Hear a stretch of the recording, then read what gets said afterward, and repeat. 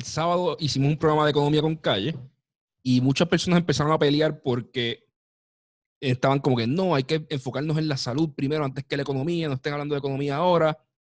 Y creo que nadie de esas personas vio el programa. Porque si hubiesen visto el programa, lo primero que dijimos es lo que se tenía que hacer se hizo. Se aisló se mandaron a aislar a las personas, se separó a todo el mundo porque hay que bregar con el problema de salud. Ahora, justo después de hacer eso, tienes que empezar a atender el problema económico, porque si el problema económico crece en un país que ya está en quiebra, en el que los individuos viven cheque a cheque, desde la gente pobre hasta los profesionales que ganan 50, 60, 70 mil dólares al año, todos viven cheque a cheque, pues entonces vamos a tener un problema más grande cuando dentro de un mes, mes y medio. Y sobre todo, Edgardo, vamos a tener un problema de salud y por eso traímos al señor Juan Zaragoza, que fue ex secretario de Hacienda, porque él conoce bien el presupuesto de Puerto Rico y ve qué medidas podemos tomar, pero es bien importante que el público que nos esté escuchando entienda que es importante tomar las medidas económicas precisamente para evitar un problema mayor de salud. Que esto no es una cosa o la otra. Tiene que ser las dos. Tiene que ser las dos. Y el gobierno... sí hay que tratar la salud primero, es lo primordial, pero justo después abajo está la economía, porque si no tenemos dinero, no podemos pagar los hospitales, no podemos comprar medicina, no podemos pagar a los médicos. Y las personas cuando empiezan a perder dinero, cuando se ven desempleados, se deprimen, tienen más incidencias de ataque al corazón, los suicidios aumentan, ¿sabes? Como que la economía afecta vidas y afecta la vida de las personas y la salud. De hecho, a nivel mundial, el World Economic Forum dice que el desempleo es causa de al menos 45,000 suicidios al año y que 1 de cada 5 suicidios se debe a motivos de desempleo. De hecho, lo que tú hablas de los ataques cardíacos, te aumenta en 50% la propensidad de sufrir un ataque cardíaco y sin contar los niveles de estrés, depresión, salud mental, que crea una situación de recesión y de falta de empleo. Por eso es que esto es un asunto también de salud, el asunto económico. Y yo creo que es bien importante, que va a ser el tema principal de hoy. Hay un mindset, una forma de pensar en economía, una forma de pensar en dinero y en creación de empleos que es bien peculiar y hay que cambiar nuestra forma de pensar de, esto simplemente pues mete dinero al sistema y empezar a pensar, no, que cuando yo inserto dinero de esta manera, ¿qué pasa? Cuando yo doy créditos, ¿qué pasa? ¿Dónde está la liquidez de las compañías? ¿Dónde está la liquidez de los individuos?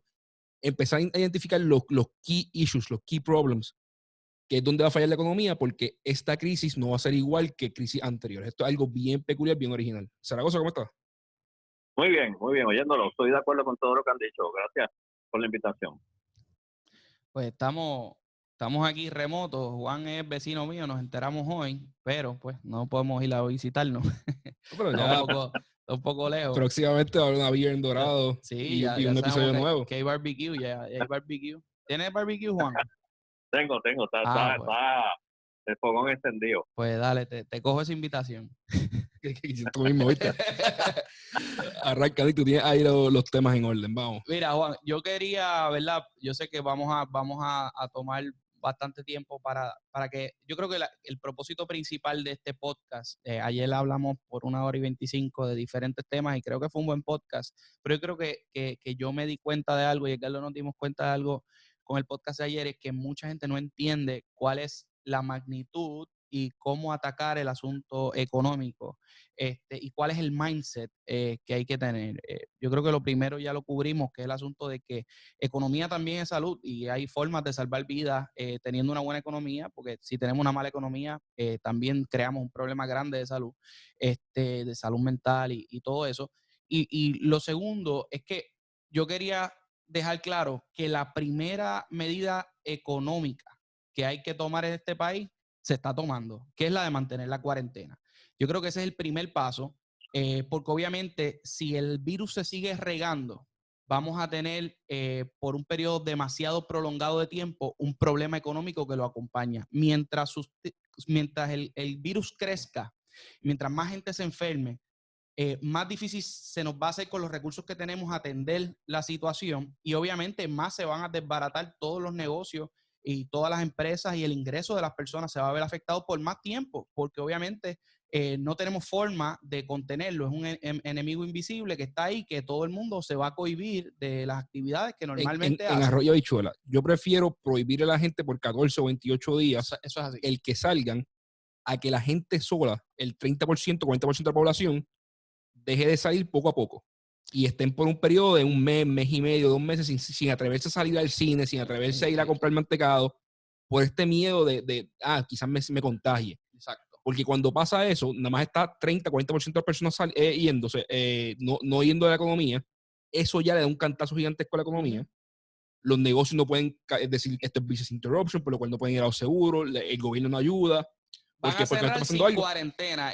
Pasa poco a poco y se alarga, ¿sabes? Es como la crisis económica de Puerto Rico. Yo hubiese preferido coger el cantazo completo al principio y decir en el 2012 o en el 2008 no tengo los chavos para pagar, que se llega alargando y cogiendo deuda y poco a poco y estirando el chicle hasta que es un revolú gigantesco que es muy grande. Y sobre todo contener la situación, tú sabes, que sepamos, mira, ya este es el número de personas que tenemos infectadas, el virus está aquí, ya tenemos esas personas en aislamiento, le estamos, con los recursos que tenemos, le estamos brindando su atención médica y ya todo esto está bajo control, que obviamente podemos solo en ese entonces, solo cuando logremos hacer eso, podemos decir que volvemos a la normalidad en todos los aspectos, incluyendo el aspecto económico.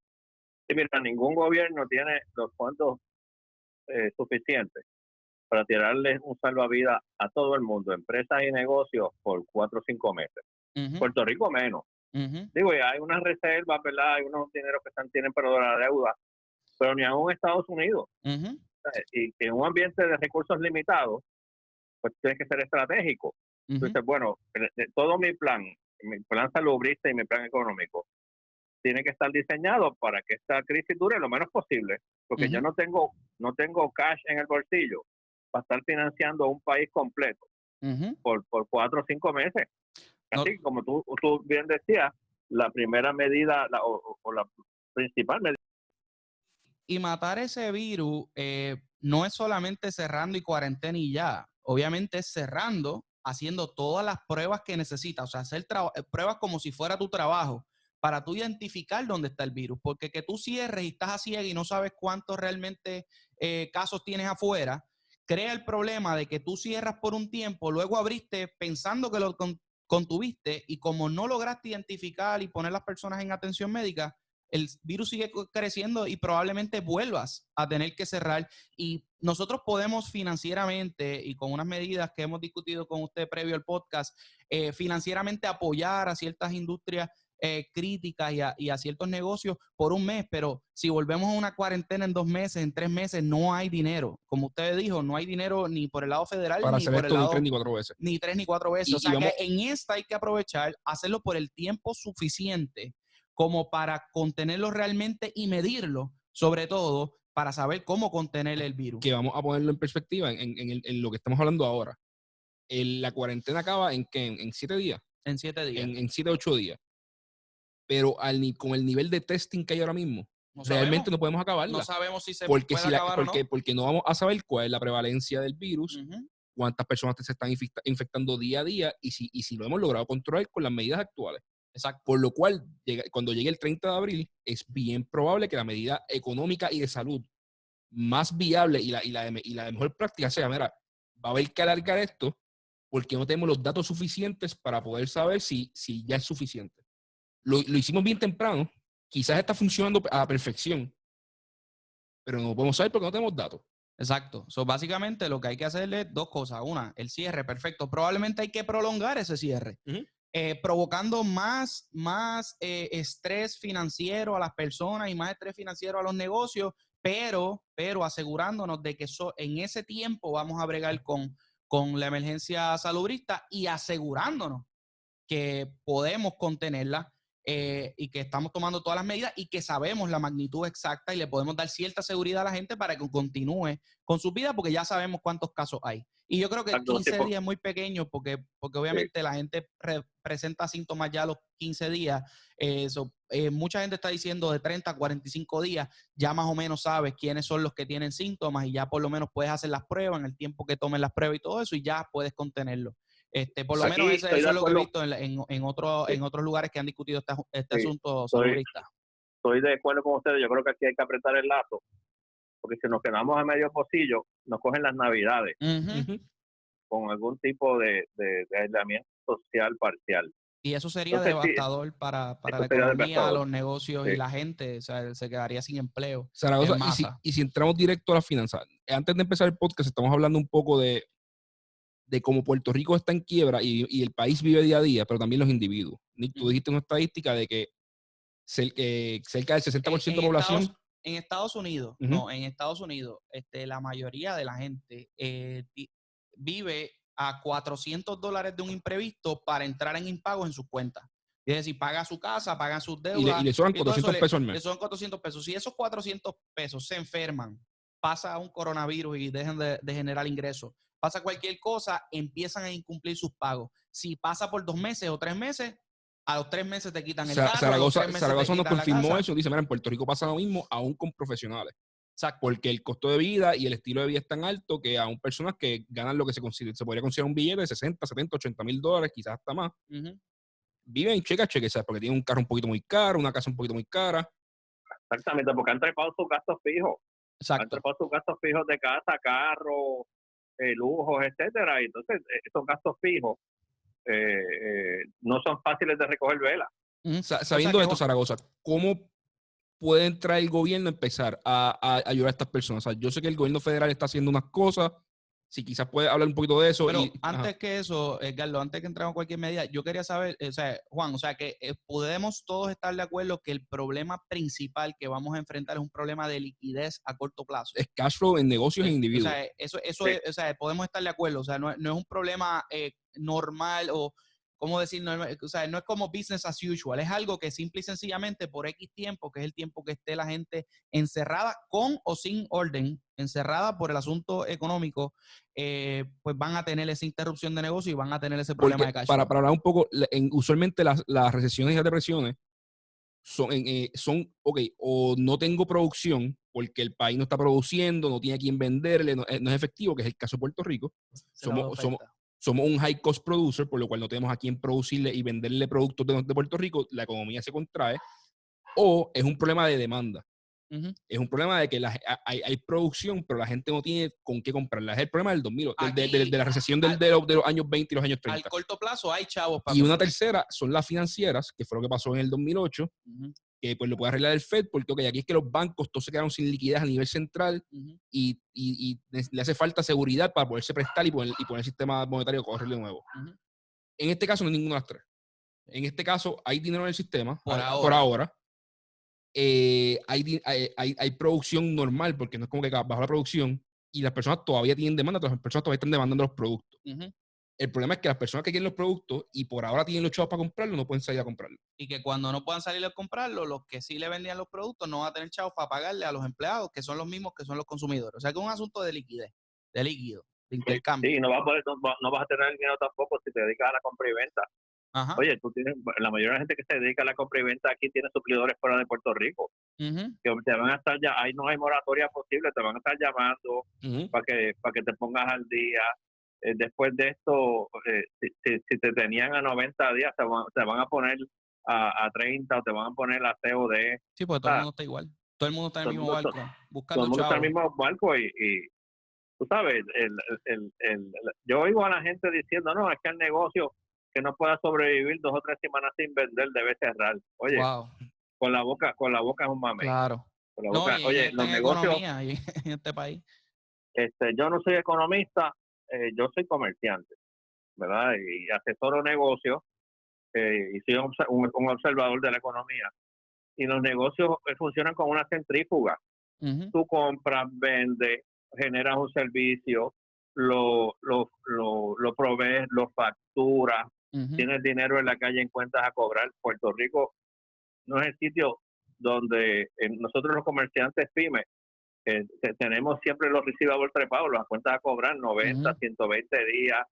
Entonces tienes que hacer esta centrífuga de compro, vendo, me deben, porque no todo el mundo vende y cobra en la caja, ¿verdad? No todo el mundo es un colmado. Hay mucha gente que vende y saca la factura a la calle y prende una vela a ver cuándo le pagan. O sea, por ejemplo, en la empresa mía de servicios profesionales, yo pago la nómina quincenalmente y entonces hago una factura y me facturan y me pagan 3 meses después. ¿Y cómo yo pago esa nómina? Sí, yo le pago a ustedes 2 porque me trabajen este mes. facturo eso a los clientes y los clientes me pagan en octubre, pero yo te tengo que seguir pagando a ti. O sea que yo también necesito unas líneas de crédito y una liquidez para esa centrífuga, ¿verdad? Y a medida que eso se interrumpa, pues entonces ahí sí que prolongas el periodo de gasto sin recobrar el dinero y te chavaste. O sea, eso es un problema de liquidez y es bien importante, Juan, y por eso quería hablarlo contigo, porque viendo un plan económico que está por ahí en un borrador de la gobernadora que me llegó, me di cuenta que están tratando este asunto económico como si fuera business as usual, como si fuera crear un programa de incentivos que no es de tiempos de emergencia, que no es específico al problema que tenemos ahora mismo, que es un problema de liquidez, particularmente en unas industrias que son vulnerables. Y quería que, Juan, me explicaras más o menos tu pensamiento y lo que estábamos hablando antes de grabar este podcast acerca de los principios que hay que reconocer y las cosas que hay que reconocer antes de hacer un plan económico para lidiar con esto. Sí, mira, digo, y esto es una metodología que yo uso, yo no hago planes económicos, ¿verdad? Pero hago otra serie de cosas estratégicas. Y una metodología que yo uso es establecer en el arranque unos principios filosóficos. O sea, lo que vayamos a hacer se tiene que regir por una, dos, tres cosas y llegar a unos acuerdos. Por ejemplo, en este caso, cualquier plan económico que haya que desarrollar o que se desarrolle, entiendo yo, tiene que partir, y esto puede sonar redundante, que es un plan para atender una emergencia. Sí, Juan, pero qué genio tú eres para atender una emergencia. Sí, lo que pasa es que eso tiene unas repercusiones. Cuando desarrollemos el plan económico, no me estés incentivando programas o industrias para aquí a 8 meses. Claro. Porque la emergencia no es en 8 meses. En el plan draft ese que yo vi, por ejemplo, habían 50 millones de pesos para el DMO, que yo digo, o sea, chévere, el DMO es importante y toda la cuestión. El problema principal es, o sea, 50 millones de pesos para incentivar el turismo, ¿cuándo? Porque o sea, el problema que tenemos no es de turismo ahora, o sea, no fue que vino María y es un problema de turismo en Puerto Rico porque se destruyó el país y de momento todo el mundo tiene una mala percepción. No, esto es un bicho a nivel global. Sí, exacto. Por lo cual la persona que ya pensaba venir a Puerto Rico va a seguir viniendo. No es algo puertorriqueño. Y sobre todo los que, si vamos a pensar en turismo, vamos a decir que sí, el turismo hay que protegerlo. Chévere. Oye, te doy esa. Pero entonces tienes que identificar unas áreas claves en turismo que no pueden fallar. Por ejemplo, paradores.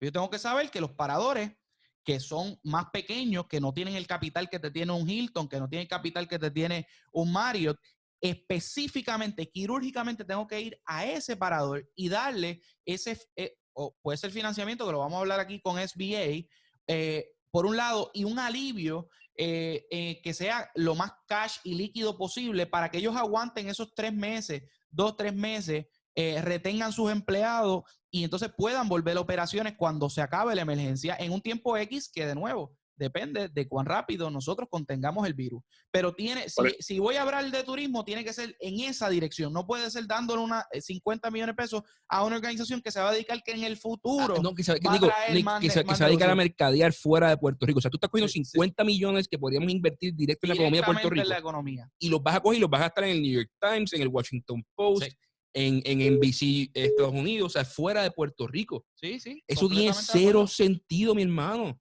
Completamente de acuerdo. Y más cuando estás en emergencia, que es lo que dice Juan. Es una emergencia. Tienes que lidiar con la emergencia. Vuelvo a los principios.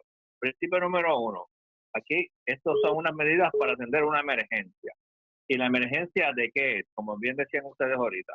Es una emergencia de liquidez, tanto a nivel personal como a nivel comercial. Establecido eso, todo el mundo de acuerdo. Punto 2. Pues los recursos de Puerto Rico son limitados. Pero eso es obvio también.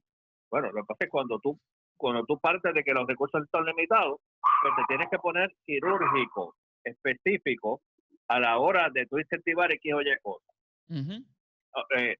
Principio filosófico número 3. Lo que hagamos tiene que partir de lo que hizo ya o lo que está cocinando el gobierno federal. Claro. No va a ser un overlapping ni baja. Exactamente. Y suplementarlo. y suplementarlo. Entonces, y reconocer dices, que el gobierno federal no va a resolver todo también, que es bien importante y que se va a tardar la ayuda del gobierno federal. O sea, que hay que ver tanto hasta dónde llega como hasta dónde no llega. Porque, por ejemplo, federal. Dicen, van a dar $1,200. Ok, ¿en qué timing? Exacto. Que porque entramos a mirar cómo está funcionando esto y puede que se tarde 3-4 semanas en salir los chavos. Por lo cual, quizás yo, gobierno central, tengo que buscar la forma de insertar capital a estas personas a corto plazo. Y no solo eso, ¿de qué me valen $1,000 a una persona que no está trabajando? Chévere, si yo logro contener el asunto del coronavirus en un mes, vamos a decir que son 30 días, que no son 15 días, que 30 días de cuarentena, y esos $1,000 que me dio el federal me va a ayudar a un mes. Si mi crisis dura 3 meses o 4 meses, los $1,000 se me hicieron salir agua. O sea, los mismos $1,000 no van a durar todo ese tiempo. Así que por eso es que siempre es bien importante saber cuánto va a durar la crisis, ponerle un límite, un tiempo que yo digo, mira, mi reto es en 30 días contener todos los casos o en 45 días contener todos los casos, porque de nuevo, cualquier medida federal o estatal se va a hacer salir agua si se nos sale de la mano y no continuamos. Y entonces, para mí el cuarto principio es que entonces esto tiene que estar dirigido a los más vulnerables. De acuerdo. Los individuos más vulnerables y las industrias y los comercios más vulnerables. Que cuando tú tienes que distinguir entre la persona que tiene una serie de beneficios de apoyo social, ¿verdad? Versus la persona que es empleada de gobierno, que sigue cobrando, la persona que es empleada de la empresa privada, y esta a su vez, empresa privada abierta, empresa privada cerrada.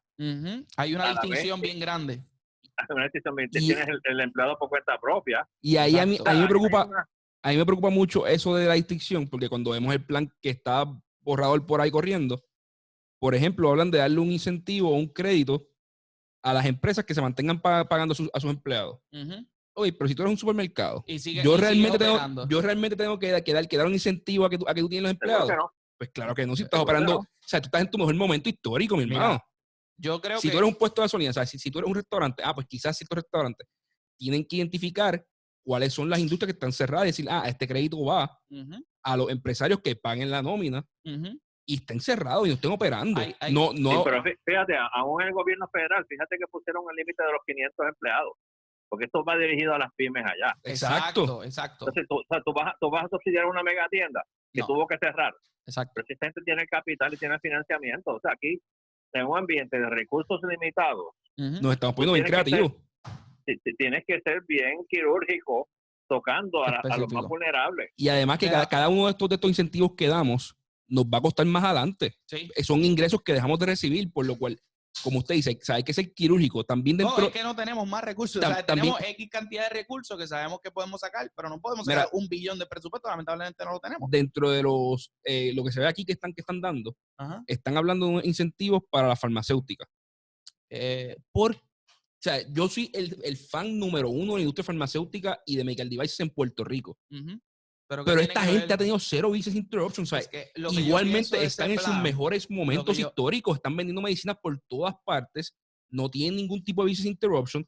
Quizás sus plantas, lo que estaban haciendo para crecer las plantas, o sea, la construcción, pues lo tuvieron que parar.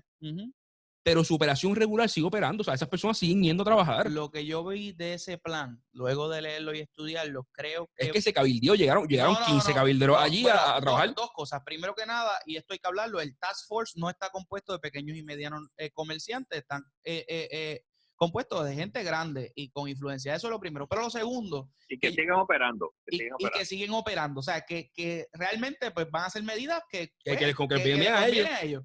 Sí, no, yo sé, la gobernadora llamó a 15 gerentes y empresarios de industrias grandes y ellos fueron a decirle, mira, a mí me gustaría esto, me ayuda con esto. Y lo que a mí me huele fue que la gobernadora llamó a sus agentes de la FAF y toda la gente del gobierno y le dijo, denme un plan económico. Bueno, probablemente esto se hizo a la prisa y el plan económico, lo más fácil para tú entregar es lo que ya tú tienes. ¿Cuáles son las industrias que en Puerto Rico se incentivan? Estas industrias. Pues vamos a meterle más incentivos a esa industria. Más para turismo, más para... ¿Me entiendes? O sea, para mí, como son unos Boy Scouts y aquí no hay un organismo de research económico ni de economistas en jefe en Puerto Rico, pues salen con lo que ya conocen y meterse en aguas profundas de investigar cuáles son los negocios más críticos y todo eso. No le pidas peras al olmo. Así que esa es mi impresión. No sé, Juan, si... Mira, Sí, esa gente que están ahí ni son economistas, yo tampoco soy economista. Ni Pero nosotros tampoco, pero pensamos un poquito.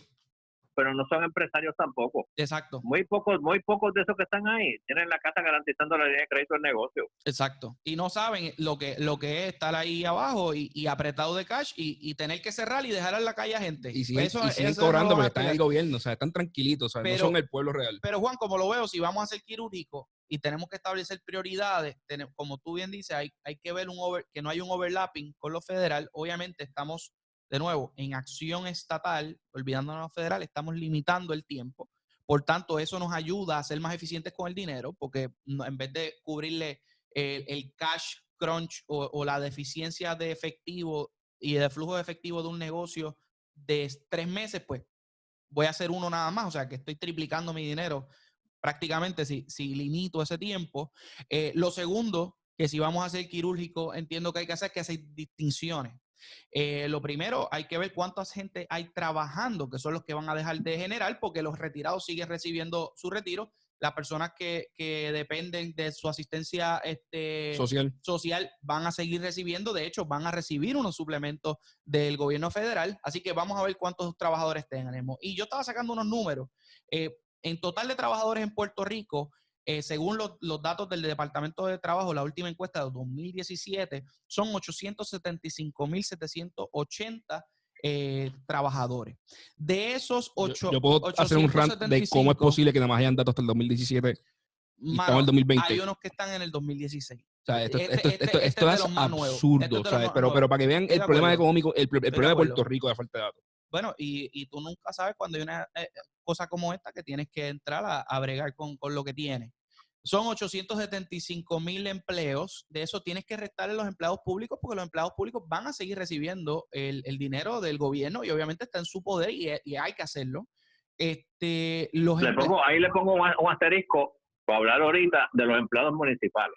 Y de los empleados municipales. Pero están ahí, están ahí. Sí, ellos siguen cobrando hasta que el pocito se seque. Eso es bien importante porque si dejamos que quiebren los negocios pequeños y medianos, nada. Usted después explica eso bien. De hecho, vamos a atenderlo ahora porque es que quiero seguir con los otros empleados. Si los pequeños y medianos comerciantes se van abajo, también los empleados municipales. Sí, yo no sé si la gente está consciente que en la gran mayoría de los municipios, el principal patrono, principal patrono único es el municipio. Uh-huh. Y el municipio pues va a seguir pagándole, ¿verdad? A los empleados sin cargo de las licencias, le va a seguir pagando. Pero en la medida que los negocios se ven afectados, se les seca el IVU, se les seca la patente, uh-huh, la contribución sobre la propiedad. Uh-huh. Entonces tú tienes una cantidad de municipios, oye, vamos a dejar a un lado el debate de que la gente lo cerraría todo, de que son unos corruptos, todas las barbaridades que la gente dice. Vamos a hablar de la familia. Exacto, vamos a dejar eso a un lado. Todas las barbaridades que la gente dice, que yo no estoy de acuerdo, pero vamos a dejar eso a un lado. Pero es el principal patrono en la mayoría de los pueblos. Estamos hablando de empleo y de familias que están siendo sostenidas por ese salario que los vas a dejar en la calle. Y son 54,000 personas. Tú puedes ver estos municipios como si fueran unas pymes también. Exacto. Porque son patronos. Y dependen patronos de 500, de 1,000. Caguas creo que tiene 2,000 empleados. Y depende de los pequeños y medianos empleados. De esos 90, como te está diciendo, pues si hacemos la distinción, le restamos la gente que no se va a ver afectada, o por lo menos al corto plazo, si sabemos manejar esto bien, ¿verdad? Que pues entonces entran las complicaciones como las que hablamos ahora con los empleados municipales. Tenemos que restarle a esos 875,000, tenemos que restarle a los empleados públicos, sumando a los federales, que son 190,000 empleados públicos, esos no se deben ver afectados. Tenemos que restarle a los empleados de las industrias que continúan operando, que siguen devengando ingresos y que por tanto no se prevé que vaya a haber si no alargamos la crisis, que no vaya a haber problemas en esos negocios de flujo de efectivo, porque sigue entrando, la gente sigue yendo a los supermercados, por ponerte un ejemplo, siguen yendo al médico y todo ese tipo de cosas. Ahí, mal tasado, yo estoy trabajando con el Occupational Employment and Wage Statistics del 2006. Del 2016, perdón. ¿De qué año? 2016, no se asusten. 16. No se asusten, 2016 sería académico. 2016, pero ese es el que está. Y y nada más por los renglones absolutos, ya hay 96,000 personas, pero muy probablemente, porque hay como 200 y pico de mil más que están dentro de unos subrenglones que hay que hacer el esto, pero siendo conservadores puse 96, que son los que es fácil. Que no hay duda. Sí, bueno, para que tengas una idea de qué industrias son, pues manufactura de alimentos, hospitales, estaciones de gasolina, medios de difusión, telecomunicaciones, empresas de seguro, o sea, son cosas que siguen operando, y ahí hay también que ver, hay maestros de la escuela privada que no se están contabilizando en maestros nada más hay 91,000 entre los públicos y los privados, o sea que ahí ese número por lo menos tiene que llegar a 150.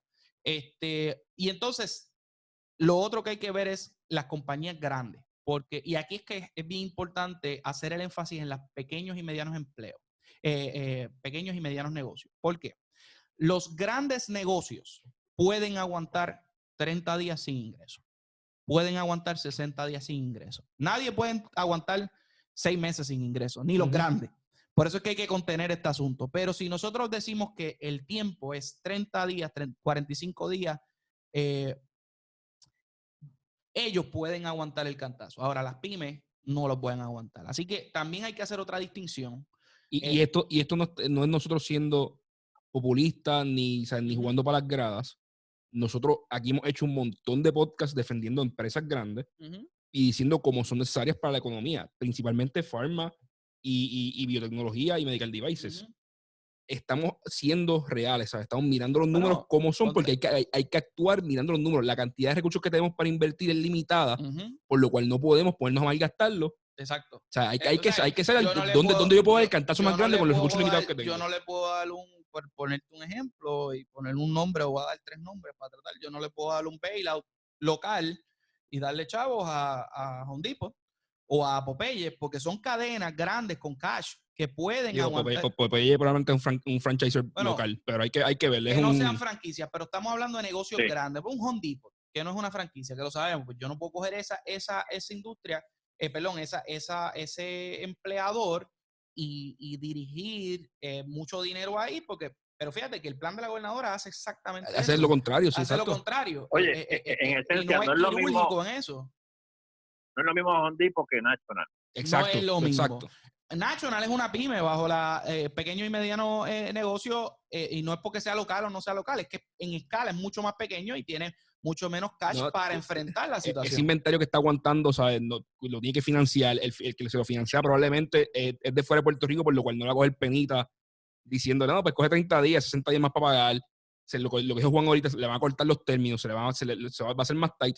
Mientras que una compañía como Home Depot, que puede negociar porque es el home supplier, es el supplier más grande, es el player más grande dentro de su industria, para tener los mejores términos, puede alargar con sus suplidores, puede entrar a un mercado financiero y emitir deudas, ¿sabes? Por tanto, es diferente. Una medida que se vaya a hacer de estímulo, y esto quizás podemos hablar de los asuntos prácticos que también estábamos hablando contigo, Juan, debe ser un estímulo económico que vaya específicamente a los pequeños y medianos negocios, pero esos pequeños y medianos negocios que hayan sufrido una interrupción en sus labores y en sus ingresos, porque pequeños y medianos negocios y ya que sigan operando, pues ¿para qué lo vas a incentivar en cuestión de cash? Y yo, en mi opinión, y esto es un asunto de estilo y de implementación, yo lo haría a aquellos que estén reteniendo empleados. O sea, como un estímulo a la retención de empleados. Al final del día, la gente no quiere perder sus empleados. La gente quiere mantener esos empleados que son diestros, que ya han entrenado, que ya tienen una experiencia con la compañía. Quieren retenerlo. Y al final del día, tú quieres que la gente retenga el empleo, no que esté en las filas del desempleo. Y obviamente, si nosotros podemos incentivar parecido a lo que trataba de buscar el proyecto del Senado 1538, pero obviamente con un estímulo que venga del gobierno y que venga del cash del gobierno, específicamente a personas, a pequeños y medianos comerciantes y a personas que trabajen por cuenta propia, que son los más vulnerables si han tenido una interrupción de su trabajo. Mira, hay algo importante que tú mencionaste, que es una leyenda que corre por ahí. Y es que muchas veces la gente piensa que el comerciante siempre está pendiente a votar a los empleados. la más mínima oportunidad para votar a los empleados. Mira, aquí hay muchos comerciantes que en esta crisis están pagando las licencias de los empleados, haciendo de tripas corazones, porque tú despedir empleados para volverlos, primero tienes a ver si tienes la suerte de conseguirlos de nuevo, para reentrenarlos, para pasar el periodo de probatoria. O sea, para un comerciante, ya sea la venta de bienes o servicios, no es negocio. Tú estás votando a la gente por votarla, porque en eso hay un costo. Hay un costo. Y Juan, o sea que hay que... Juan, yo tengo una duda. ¿El desempleo es federal o es estatal? El desempleo es federal. Yo creo que es una mezcla. Esto es dentro de la legislación federal esta que se aprobó. Yo creo que hay como un upgrade al desempleo. Yo creo que uno paga desempleo local, desempleo federal.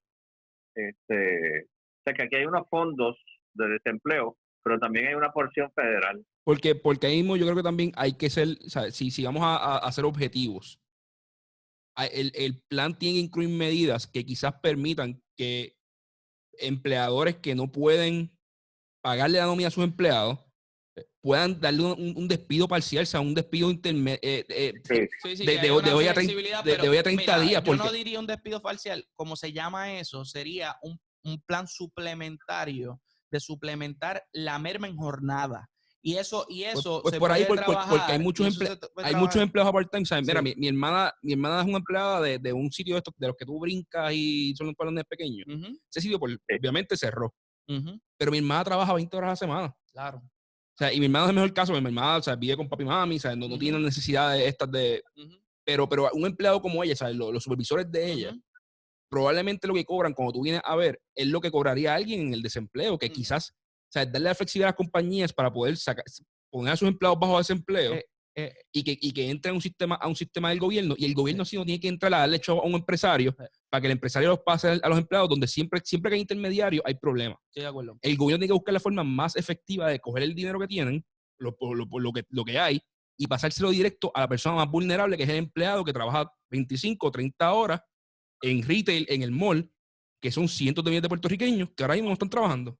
Y así mismo, Nick, tú me hiciste un buen comentario en el sentido de que ese es cuando cogemos el universo de las personas que trabajan y los estábamos desglosando, como hacía Nick, pues hay cientos de personas que trabajan a tiempo parcial. Sí, casi. No, el número está. Mira, 200 y pico mil, es una barbaridad. Te voy a decir ahora, no te impresionante. vayas. 260 y... Es una cuarta parte del workforce. Son 267,000. Y me parece que esa gente, bajo la ley vigente, no acumula licencia. No. Habría que modificar la ley para esos efectos. Sí, la legislación federal, la licencia los cubre. Pero eso es todo lo que tienen. Van a tener esos 10 días.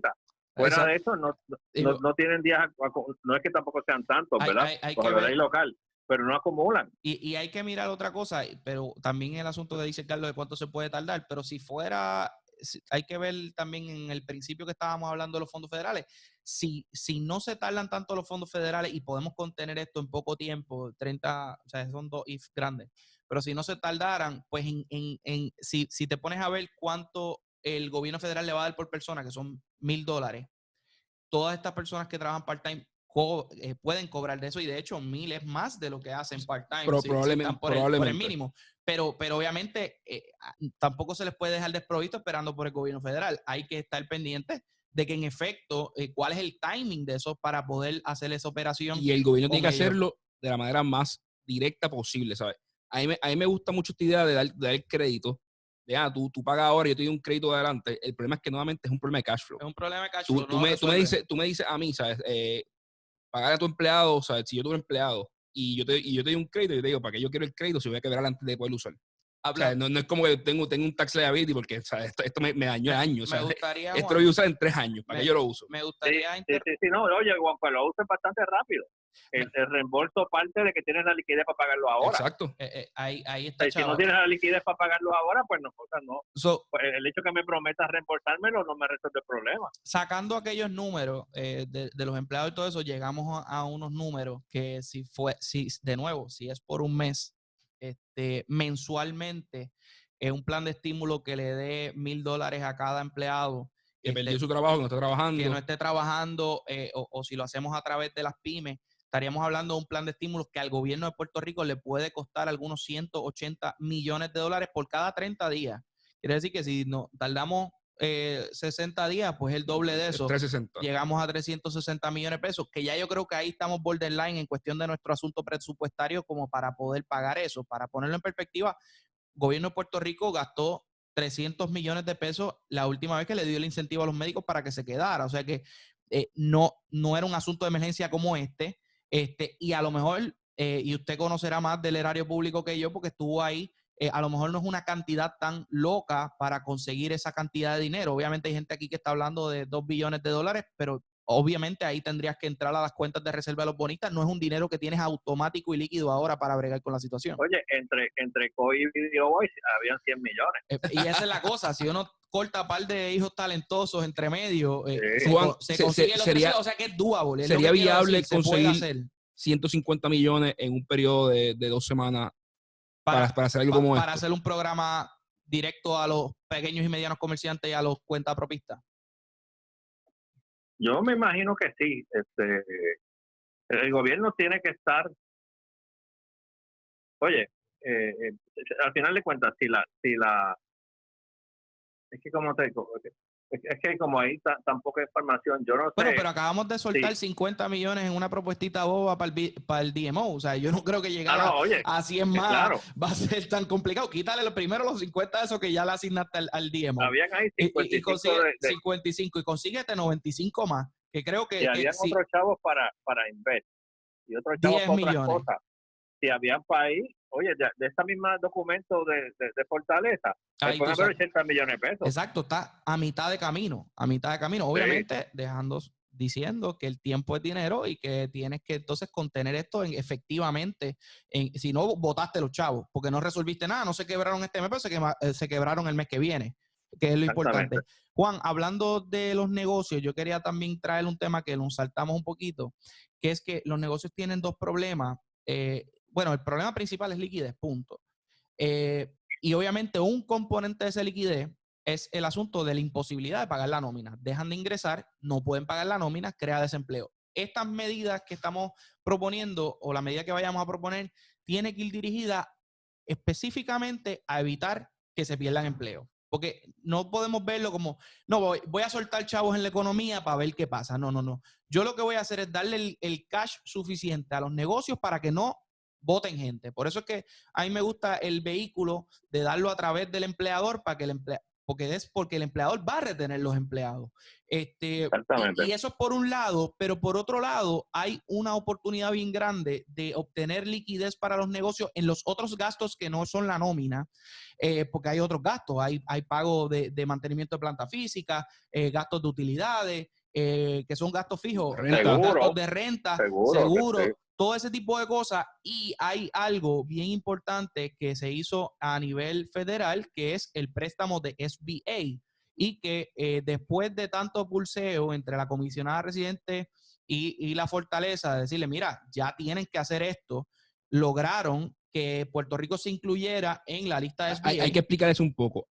Para entrar en el programa de SBA, el gobierno tenía que presentar X cantidad de test cases. Explicar algo mejor. SBA es Small Business Administration, que es una administración que se dedica al sustento y al apoyo financiero de los pequeños y medianos comerciantes y que es federal, provee préstamos a un interés muy bajito, bien bajito, hasta el 3%, y que es para, precisamente, ampliaron el fondo de SBA para esta emergencia a nivel federal. Para que negocios puedan coger prestados para mantenerse abiertos durante esta crisis. Poder pagar todas sus obligaciones. Para arreglar su cash flow, lo que estamos hablando. Lo que estamos hablando, darle una liquidez de X meses para que puedan sufragar, ¿verdad? A un 3% todavía, pero es un préstamo sin colateral. Que es y esto se accesa hoy, o sea, el negocio va hoy y si tiene acceso, pudiera accesar hoy. Se puede coger bien rápido. Pero hay esto está interesante.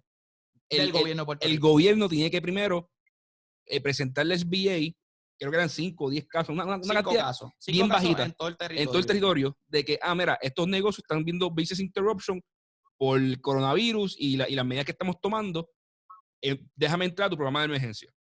esto se puede hacer hace casi 2 semanas. Uh-huh. Y el gobierno de Puerto Rico vino a hacerlo el viernes. Uh-huh. O sea, estuvieron 2 semanas que nuestros empresarios no podían accesar al sistema de Small Business.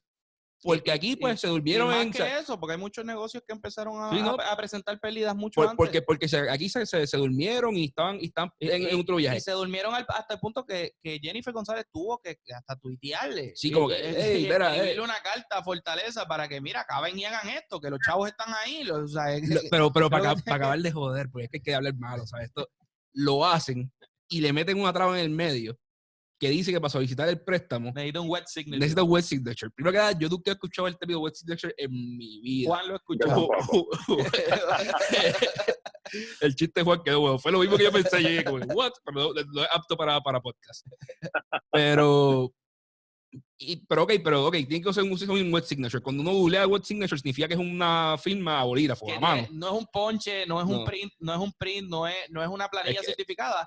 Según lo que tú buscas en internet, Google, lo que es un wet signature, que eso fue el término que utilizó Jennifer González en la carta que le manda a la gobernadora. Wet signature es que el propio secretario de Hacienda tiene que coger un bolígrafo y aprobarte el SBA. Por lo cual, lo que estamos viendo aquí es que el gobierno se metió en el medio y dijo, no, para tú pedir un préstamo de SBA, que es un programa federal, tiene que pasar por mí, porque como Hacienda es tan eficiente, yo tengo tantos empleados y no tengo una casera ahora mismo con mi tiempo, porque mis empleados están trabajando full time allí, no, están todos remotos, probablemente, o sea, viendo Netflix mientras trabajan, como el resto del país, para ser justo. Los empleados, quien tiene que firmarlo es uno. Por eso, pero pues él puso una traba y de momento los empresarios de negocios no pueden entrar a coger liquidez más. O sea, yo no entiendo cómo este gobierno no entiende que poder coger chavo hoy no es lo mismo que cogerlo en 2 semanas, que el tiempo importa.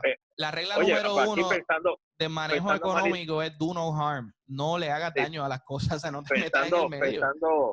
Pensando maliciosamente, a veces estos filtros se hacen para tú asegurarte en un ambiente de recursos limitados que te ayuda a la gente que tú quieres que te ayude. Ah, pues claro. Es que yo no tengo otra forma de pensar. Pero dame otro racional que haga sentido. Pero dame otra forma que haga sentido de hacerlo, porque yo no... Oye, puede ser, y las dos son igual de maquiavélicas y para mí preocupante. La que usted dice, como puede ser, por ejemplo, que diga, no, es que Hacienda va a usar eso para asegurar el cumplimiento de que yo le estoy pagando SBA solamente a los negocios que estén al día con Hacienda. Ah, o sea, que usted está mandando a la quiebra a los negocios que no están al día con Hacienda. ¿Para qué? ¿Para cobrar qué? Porque al final del día, si lo quebraste, no cobraste nada. O sea, que si esa es la razón, es preocupante el razonamiento. Y después, si la razón es la que estamos hablando, que para mí suena más a eso, porque no he escuchado lo contrario. Fíjate que con el cobro del IBU fueron bien enfáticos en decir, no, esto del 7% solamente son a las personas que estén en cumplimiento.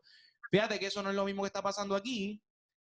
Así que muy probablemente sea un asunto de que quiero controlar a quién se le va a dar estos préstamos y quién no. Y yo pienso que eso es bien preocupante y es mucho que decir. Bien peligroso. Mucho que decir. Bien, pero bien peligroso porque... Y lo que logrará en la economía es un problema grande. O sea, y es lo mismo que yo escribí una columna hoy que estaba hablando sobre el proyecto del Senado, es el 8538, ¿cómo? El 1538. Yo tuve pesadilla con ese proyecto. Pues ese proyecto, las intenciones eran buenas. Mira, mi hermano, tú me puedes decir a mí que las intenciones eran buenas con ese proyecto cuando hubo gente tan inteligente que lo firmó. O sea, personas preparadas, bien educadas, que conocen la economía, que conocen el tema. O sea, tú no me puedes decir a mí que es bien intencionado. Esas personas, o A, no se leyeron el proyecto y votaron a favor sin leer el proyecto y nadie en su equipo se lo leyó. O B, estaban claramente jugando para las gradas. Sí. Y aquí es lo mismo, ¿sabes? Aquí tenemos que quitarnos esta capita de que, no, eso es que fue un error. No fue un error, o sea, esto tiene una intención. Uh-huh. No, y la intención es controlar a quién se le van a dar los chavos, no hay de otra. Y eso no puede ser así, o sea, tenemos que jugar a un país que sea justo. La forma del pueblo fiscalizar esas acciones, tanto en el proyecto como en este asunto del wet signature de los fondos de SBA, es sabiendo realmente lo que necesita el pueblo para salir de esta crisis. Y obviamente si hay algo entre medio y hay algo que provoca la quiebra de los negocios o hay algo, o sea, pues ya tú sabes que hay una mala intención, porque... O a menos de que sea algo naif, que en este no caso... Puede ser naif, no puede ser... O sea, yo no el secretario de Hacienda sabe lo que está haciendo, vamos a ver. Yo no creo en eso. Zaragoza, ¿sabe? ¿Usted sabría lo que está haciendo si pide una firma como esa? A un SBA. Seguro. Usted sabe que es una traba, lo reconoce. Sí. Oye, pero tocando un punto que yo creo que no hemos tocado en todo este tiempo, es que desde el punto de vista del pequeño comerciante, esta crisis le da dos cantazos. Te da el cantazo, ¿verdad? De la medida que tú tengas que estar pagándole la nómina a los empleados y no estés generando, pues ahí tienes un gasto que la legislación federal te ayuda porque te obliga a pagarlo, pero te subsidia, ¿verdad? Y ahí queda even. Pero, oye, el que tiene negocio sabe que el día de venta perdido nunca se recupera. O sea, sí. No. O sea, vas a coger un cantazo en el lado de las ventas. Como que porque ese día que pasó, ese día no vuelve. Tú sabes, esa nevera que se iba a vender, ese aire acondicionado que se iba, o sea, eso no vuelve. Y con eso no es que se acumula. Por eso es que es necesario algo de cash o algo de dinero que vaya específicamente al negocio. Además de lo de la nómina. Además de lo de la nómina. Y para explicar eso un poquito mejor, lo explicamos en el último podcast, pero para decirlo aquí, tú te recortas 2 veces al mes. Si tú tuviste 28 días en cuarentena, 30 días en cuarentena y no te fuiste a recortar, el mes que viene no te vas a recortar 4. Te vas a recortar las mismas 2 veces. Y eso es ese barbero perdió 40 horas, que son los 20 horas que tú pagaste por recorte que no fuiste ese mes anterior. Y eso es bien importante reconocerlo, porque cuando uno ve de nuevo el draft de la gobernadora y de AFAF de manejo de esta crisis económica, vuelves a ver un montón de lo que se llaman deferrals, que son cosas que tú no vas a pagar ahora, pero que vas a pagar después, y que realmente alivian, pero no resuelven, porque al final del día es como ustedes dicen, ingresos que no hiciste en muchos de los negocios, ingresos que lo perdiste para siempre y que te acerca a la quiebra financiera. No vas a pagar IVU en los puertos. Qué bueno, pues los negocios que están abiertos se vieron beneficiados, pero si yo estoy cerrando, estoy vendiendo, no me importa un bledo del IVU. No está mal que esté en el plan los diferimientos de pago de agua y luz, los diferimientos del 10% de los servicios profesionales de retención. No está mal, pero ese es el frosty del bizcocho. El bizcocho tiene que ser una medida de cash, de liquidez, que inserte específicamente a aquellos que no están generando. Que inserte dinero. Ese perro te muerde más abajo. Pues claro, no, está posponiendo, tirándole una pata a la lata de aquí a que terminen las primarias o las elecciones. Juan, pero, y usted mencionó, o yo vi un tuit o algo así de usted que hablaba del Task Force. Del Task Force, de la composición. ¿La puede explicar? Porque a mí esto me tiene bien preocupado. Mira, yo cuando veo que van a nombrar un Task Force, primero yo dije, bueno, ojalá que nombren 4 o 5 economistas sólidos, ¿verdad? Pues y el país los tiene. Pues puede definir sólido. Que no están up for sale. Ok, que no son economists for hire, que no son guns for hire, de los que tú le dices, esto da 80 y dame la fórmula ahora. Exactamente. Y segundo, yo esperaba representantes de los sectores comerciales más vulnerables. O sea, si tu industria es la banca y estás abierta, o las telecomunicaciones, oye, pues muy bien, tal vez uno que otro, porque a la banca tal vez se le pida por legislación, o creo que viene algo federal que da algún tipo de moratoria. Sí, pero y deben estar ahí para explicar. Yo hubiese esperado comerciantes de verdad, de los que tienen su casa garantizando la línea de crédito, de los que dejan de cobrar por pagarle a sus empleados, de los que todas las mañanas cuando abren el email lo abren con susto, pensando que el banco le envió un email reduciéndole la línea de crédito. De ese tipo de comerciantes. Y de esos no hay. Y te digo algo, Juan. ¿Y cómo conseguimos a eso? Pero dame, hombre, en Estados Unidos hay algo que cada vez que tú ves un presidente hablando de esto, lo dice. Los pequeños y medianos comerciantes son la espina dorsal de la economía americana. Y eso es un reconocimiento de cada vez que lo dicen, todo el mundo lo entiende porque es la verdad. Pero, no, ¿y tú sabes por qué? Porque los pequeños y medianos comerciantes tienen una asociación que tiene un poder gigantesco de lobbying, porque se juntaron y todos pagan su físico, pero de aquí son todos un chorro de, o sea, están allí para tripear, para verse el palo y poder mi resumen. Presidente del centro de detallistas, presidente, y no sé quién es el centro de detallistas, así que perdón. Pero aquí, pero las organizaciones, sí, me tiré duro. Pero las organizaciones aquí profesionales están todas durmiendo en su turno del bate. Se tienen que activar. Y como no se activan, y como no cabildean proactivamente, y como no tienen fondos, y están metidos en esto. ¿Sabes? La Asociación de Small Business en Estados Unidos es uno de los media buyers más grandes. Nadie se atreve a tirarle en ningún medio porque perder la pauta de ellos le costaría el medio. Pero fuera y de por eso eso, es que Small Business en Estados Unidos, todos los presidentes van y le rinden pleitesía. Igual que le rinden pleitesía a las uniones y a otros grupos. Creo que también hay una necesidad de un reconocimiento de parte de la gente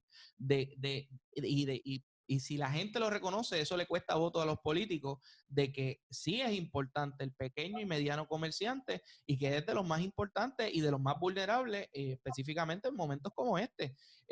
Juan, otra cosa que quería hablar rapidito contigo, que son otras medidas. Hablamos obviamente de la medida de inyectar directamente a aquellos negocios para el pago de nóminas que retengan empleados y que hayan sufrido ingresos.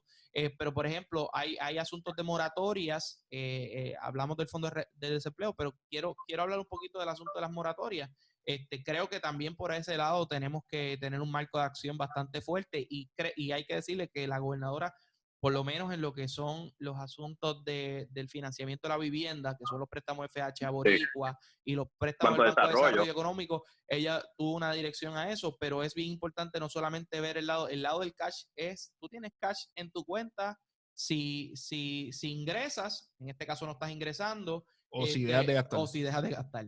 Y en este caso estás dejando de gastar, o sea, estás gastando como quieras, así que yo creo que eso es un componente que amerita un tiempo. Sí, hay que ver también, posiblemente, yo creo que en esta tercera legislación federal, yo creo que, no sé por qué pienso que había algo de unas moratorias en préstamos comerciales, préstamos bancarios, sí.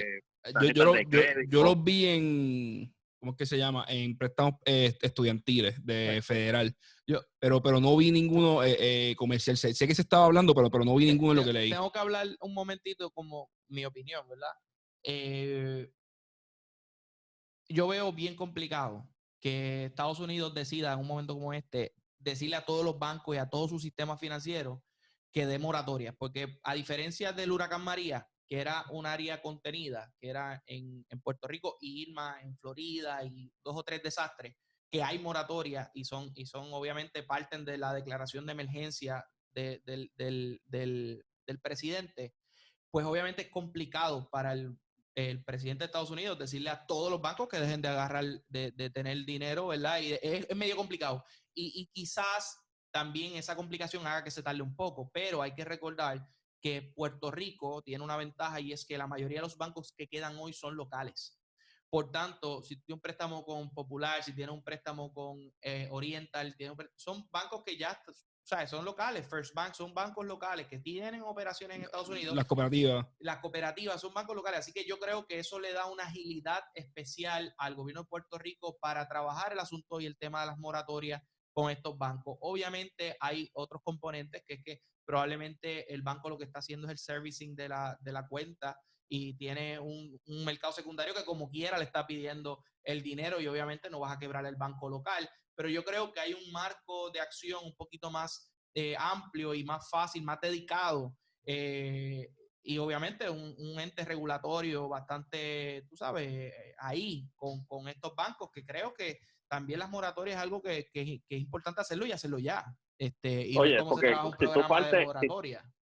Si tú partes de que tanto los individuos como los negocios, especialmente las pymes, están highly leveraged o endeudados hasta el topo en medio, pues las moratorias son claves porque se te tranca. Hay unos servicios a la deuda, un pago mensual a deuda.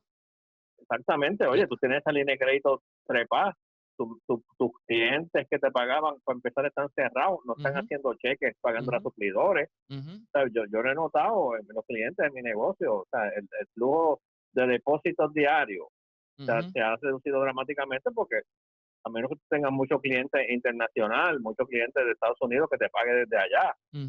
Pero los de aquí, si tu clientela, si tu receivable cuentas a cobrar son de clientes de aquí, para empezar ellos están cerrados. No pueden hacerte un cheque para pagarte. Entonces eso para la centrífuga, si a la vez tú tienes que el banco te siga apretando con la línea de crédito, olvídate. Sí, moriste. Ahí fue game over. Y obviamente si el banco te quita la línea de crédito o te dice, mira, me tienes que pagar X, o sea, hay que estar bien pendiente, el gobierno tiene que estar bien pendiente a eso porque ese tipo de cosas no pueden pasar ahora mismo, igual que, bueno, pues las ejecuciones, lo mismo. Yo trabajo en bienes raíces y yo sé que las ejecuciones probablemente vayan a seguir subiendo si esto no se contiene a tiempo y si no hay un plan como este, pues la gente no va a poder simplemente pagar sus casas Y hay que trabajar algo, yo digo que tiene que ser ya algo que salga en los próximos días porque el tiempo es oro en esto. Y más el tiempo es de lo más importante. Y más si no, claro, esto es un asunto de tiempo. Tú no tienes que pegarla tanto en cuestión de dónde estás poniendo los chavos, ni cómo, ni dónde, si lo haces suficientemente rápido. Puedes estirar el Mientras peso. más te tardes, más preciso y más grande tiene que ser el bailout. Sí, y más imposible se vuelve, porque el gobierno de Puerto Rico no tiene tanto chavo para bregar con eso. Sí puede bregar con una emergencia de un mes, pero con una emergencia de 3 meses, imposible. Se cae la economía. También hay algo que aquí en los últimos años, en las últimas décadas, se ha demonizado al comerciante. Sí. El comerciante es el malo, el comerciante es el buscón, el comerciante. Entonces se han santificado al empleado. Oye, para tú ser empleado, tiene que existir un patrono. Y ese patrono es comerciante, sea grande o pequeño. Y ese patrono es un comerciante, ya sea que tiene una librería, que tiene una gasolinera, un supermercado. Para tú ser empleado, tiene que existir un patrono. Y te lo digo, sobre todo cuando pasó lo del proyecto del Senado 1538, que vi que muchos de mis amigos que pues son empleados de alguna cadena, yo trabajo por cuenta propia, pero muchos de ellos lamentaron la medida. Y yo te puedo decir que yo entiendo el razonamiento de lamentar que no te paguen tu sueldo. Pero también tienes que entender que bajo la estructura de esa medida, que era una medida que le pasaba la cuenta al empleador sin que el gobierno pusiera un vellón, bajo esa estructura ibas a quebrar a los negocios, especialmente a los pequeños y medianos negocios, y que si los quebrabas tú mismo, que eres asalariado, te ibas a quedar en la calle en cuestión de 2 meses o de 3 meses. O sea, tú tienes que entender como asalariado que también requiere del gobierno y que no todo se lo puedes dejar al demonio jefe, porque ese demonio jefe probablemente quiebre el mismo de aquí a 2 meses, 3 meses y te va a tener, en vez de una merma de ingresos, una interrupción de ingresos, va a tener 0 ingresos. O que diga Dios se canse, porque si yo tengo capital, digo, ¿para qué lo voy a quemar en esto? Mira, si es una compañía, adiós y me voy. Sí, porque mira, yo llevo una vida creando capital para que se queme de esta manera. Y democráticamente creo que esa es la importancia de entender estos temas, de entender la importancia de los pequeños y medianos. Y hay personas que lo entienden, porque yo hablé con amigos míos, incluso con mi papá. O sea, mi papá me llamó y me dijo, ¿tú viste esto? Y yo le dije, sí. Y le pregunté antes de yo decirle, ¿qué tú piensas? Y me dijo, esto es una locura. O sea, mi compañía va a quebrar. Y él no es el jefe. Exacto. O sea, él es un empleado. Él es un gerencial y él me dijo, mira, ¿sabes? Yo quiero cobrar, pero yo quiero cobrar en el proyecto. Yo no quiero que mi jefe me tenga que pagar de su bolsillo porque el negocio va a quebrar. Y de momento, cuando llegue mayo, ¿qué voy a hacer? Y eso pasa en toda la economía, porque no es ese nada más que se está yendo. ¿Y a dónde tú vas a buscar trabajo? Si tantos quebrados todos los empleadores. Hay menos empleos disponibles. Por eso es que estas medidas hay que dirigirlas al empleo. A dejar que esas plazas se mantengan abiertas. Que cuando todo se acabe, podamos volver lo más cerca a business as usual. La misma cantidad de empleo. Si sigue la misma cantidad de empleo, va a seguir la misma cantidad de ingresos a los asalariados. Exacto, resumiendo, es en el mejor interés del empleado. Exacto. Que el patrono esté saludable financieramente. Así mismo es, así mismo es. Y yo creo que Zaragoza, antes de irnos, que ya estamos resumiendo, yo creo, lo que se está mencionando de volver a convertir a Puerto Rico en un hub de manufactura, ya sea utilizando algún mecanismo similar al 936 o simplemente porque las compañías se den cuenta que tienen que diversificar sus puntos de producción y de supply chain. ¿Qué ve ahí? ¿Cómo ve? O sea, ¿está viendo algo o simplemente se está hablando en los periódicos y más nada? Bueno, yo no sé, porque es que yo creo que después del huracán María, las empresas norteamericanas, principalmente, ¿verdad?, que son las farmacéuticas estas, no ven a Puerto Rico de la misma forma. Hay unos riesgos climáticos aquí que afectan la continuidad del negocio. O sea, uno puede decir con esta situación, mira, por depender en el supply chain de China, pues mira lo que les pasó. Dice, bueno, pero mira lo que nos pasó en María, que dependíamos de Puerto Rico. Oye, y tú puedes tener una planta en Puerto Rico en una cápsula y que sea autosuficiente en términos de agua, de luz, etcétera, etcétera. Pero si el empleado que vive en el barrio X, a 45 minutos de la planta, no puede llegar, pues la planta no corre. ¿Y cómo o sea, resolvemos yo eso? veo, Es yo algo veo bien que importante. sí, yo veo la gestión, la entiendo. Yo creo que de María para acá la situación cambió. Oye, pero cualquier cosa que caiga que ayude a fortalecer ese sector es buena. Yo no creo que tenemos que aprender de los errores cometidos. O sea, no podemos regalarle la casa como se le regalaba antes sin pedirle nada a cambio. Yo creo que no podemos volver a las 936. Concurro contigo, Juan, pero sin embargo, si hay una oportunidad de aumentar una cantidad considerable de empleos por ese lado, yo creo que tenemos una oportunidad, más que con demagogia de decir vamos a volver a las 9:36 y ir allá al Congreso a que nos den en la cara con el asunto del huracán María, que ellos están clarísimos que se interrumpió. Por ejemplo, la producción de insulina que estaba en Puerto Rico, Estados Unidos sufrió estragos grandísimos porque no conseguía suficiente insulina en Estados Unidos. Y eso está fresco en la mente de ellos, pero sí pienso que si nosotros llegamos con un plan específico para atender la resiliencia de la industria y decirle, mira, no importa que haya un huracán, este es mi plan, tú vas a tener un puerto dedicado, tienes un aeropuerto dedicado, mi red eléctrica no es la misma. Entonces, ya ahí puedes ganar, manejar las objeciones y decirle, sí, reconozco eso, pero aquí está el plan de infraestructura que me va a llevar a ayudar a la resiliencia y sobre todo mostrar un compromiso, porque fíjate lo que usted dice, si hay un compromiso con la industria, todos los problemas tienen algún tipo de solución. Si es un asunto de camino, pues mira, el gobierno de Puerto Rico va a limpiar los caminos. El gobierno de Puerto Rico, o sea, que vean una proactividad y un reconocimiento de que esas industrias son importantes y que son vitales y que ahora mismo el 30% del presupuesto más o menos viene de esas industrias y que hay un gran por ciento de la economía, 20 y pico por ciento de la economía que viene de eso. O sea, que yo pienso que esa reafirmación de estoy contigo en este momento particular y sobre todo estoy comprometido con que yo sé que tengo este problema con los huracanes y tengo estos otros problemas, pero estoy aquí, voy a bregar con eso. Yo pienso que ahí tenemos mucho más chance de lograr algo como esto. Estoy de acuerdo. Bueno, yo creo que ya estamos. Resumen los de estos. O sea, en resumen, bueno, la economía es importante porque afecta a la salud. Eso es así. Hay que identificar las cosas primordiales del problema, que son liquidez a las personas, a los individuos, liquidez a los negocios. Y sobre todo a los que han sufrido una interrupción de negocio y a los pequeños y medianos que no pueden aguantar meses sin dejar de devengar ingresos. Y como no tenemos capital ilimitado, hay que ser quirúrgicos con esto, hay que ser inteligentes, no podemos ir a gastar chavos en cosas que van a ayudar dentro de 8 meses. Sino que hay como turismo y irnos a mercadear. Hay que meter los chavos aquí, dárselos directos a los empresarios y a las personas que están teniendo interrupción de negocio. Y sobre todo tenemos un factor tiempo, que mientras más nos tardemos, más negocios van a quebrar, y mientras más nos tardemos en resolver y contener el virus y matarlo, más vamos a sufrir a largo plazo, no solamente por el virus, sino por todos los efectos económicos que van a incidir sobre la salud pública del puertorriqueño. Esto fue Economía con Calle, hoy con Nick Pastrana, Juan Zaragoza, Edgardo Vicenti. Juan, tú estás corriendo para el Senado ahora, ¿verdad? Senado por acumulación. ¿Y tienes primaria o corres directo? Sí, voy a primaria. Vas a primaria, así que ahora. Gente, si les gustó Juan aquí, por favor, ¿sabes? Vayan a las primarias y voten Partido Popular. Y nada, ¿sabes? Aquí estamos. Muchas gracias, Juan. Gracias, Edgardo. Bueno.